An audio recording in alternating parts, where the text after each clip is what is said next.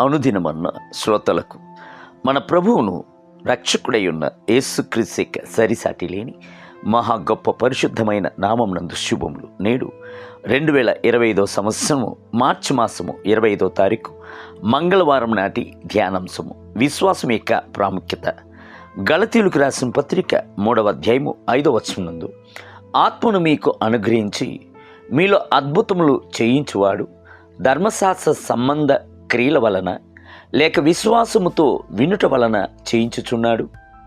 స్వస్థపరుచు శక్తిని ప్రభు వద్ద నుండి పొందుకొని బహుబలముగా పరిచయను చేసినవారు టిఎల్ ఆస్బాన్ అనువారు. ఆయన విశ్వాసం గూర్చిన ఒక చక్కటి భావమును చెప్పాను. మొదటిగా మీ యొక్క వ్యాధి అనున్నది తనను గూర్చిన పలు అంశములను మీకు తెలియచేయును. అదే సమయం నందు లేఖన వచనమునందు గల సాక్ష్యములు ప్రభు యొక్క శక్తిని గూర్చి మీకు పలు విధములైన అంశములను తెలియచేయును. అయితే మీరు దేనిని విశ్వసింపబోచున్నారు? అయితే దేనిని మీరు అంగీకరించబోచున్నారు? వైద్యులు చెప్పు వాటినా లేక ప్రభువు చెప్పు వాటినా? మీరు స్వస్థత పొందుటకు దేనిని విశ్వసించుచున్నారు అను దానిపై ఆధారపడి ఉన్నది. మీకే శరీరమును వ్యాధియు మీ వద్ద చెప్పుచున్న వాటిని మీరు నమ్మినట్లయితే మీరు వ్యాధితోనే ఉందురు. స్వస్థపరచు క్రీస్తును గూర్చి దైవిక వాగ్దానము గూర్చి బైబిల్ గ్రంథము చెప్పుచున్న వాటిని మీరు నమ్మి అంగీకరించినట్లయితే స్వస్థత పొందుకొందురు. మీరు స్వస్థత పొందుకొనుట మీ యొక్క విశ్వాసమునకు సంబంధించినది. రోమీయులకు రాసిన పత్రిక 1వ అధ్యాయం 17వ వచనం. ఉదాహరణకు ఒకనికి తీరని కడుపు నొప్పి ఉందని అనుకొనుడి. ఆ నొప్పి అతనికి వ్యాధి ఉన్నది అను సంగతిని తెలియజేయుచున్నది. అతడు పడుచున్న బాధను చూచి అతని యొక్క సంబంధులు అందరూ ఇది తీరని వ్యాధి అని చెప్పుచున్నారు.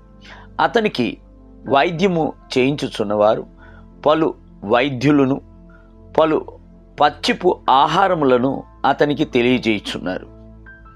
అయితే బైబిల్ గ్రంథము యేసును స్వస్థపరచువాడిగా అతనికి పరిచయము చేయుచున్నది. లేఖన వచనములు అతన్ని చూచి ఆయనకి దెబ్బల చేత స్వస్థత నొందితిరి అని దృఢముగా చెప్పుచున్నది. బైబిల్ గ్రంథమునందు స్వస్థపరచబడిన అనేక సాక్షులు అతనికి విశ్వాసమును దృఢపరచుచున్నది. సరే, ఇప్పుడు అతని యొక్క పరిస్థితి ఏమిటి?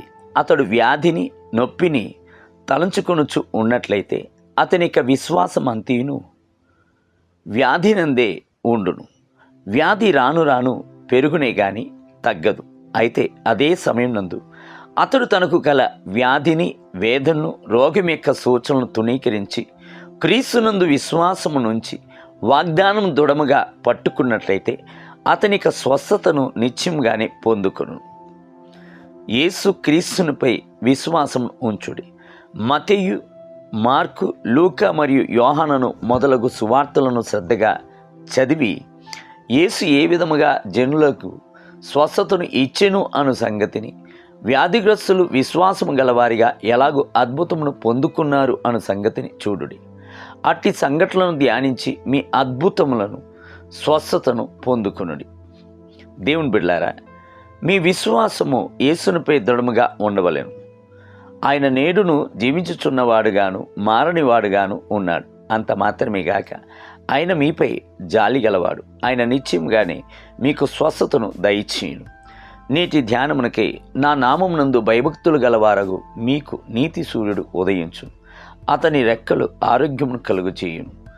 గనుక మీరు బయలుదేరి కొవ్విన దూడలు గంతులు వేయినట్లు గంతులు వేయుదురు. మలాకీ గ్రంథం 4వ అధ్యాయం 2వ వచనం. నేటి వేద పఠనము ఉదయం ద్వితీయోపదేశ కాండము 19, 20 మరియు 21 అధ్యాయములు. సాయంత్రం లూకాసు వార్త 2వ అధ్యాయము 25 మొదలుకొని 52 వచనములు. ప్రభువు మిమ్ములను దీవించునుగాక. ఆమేన్.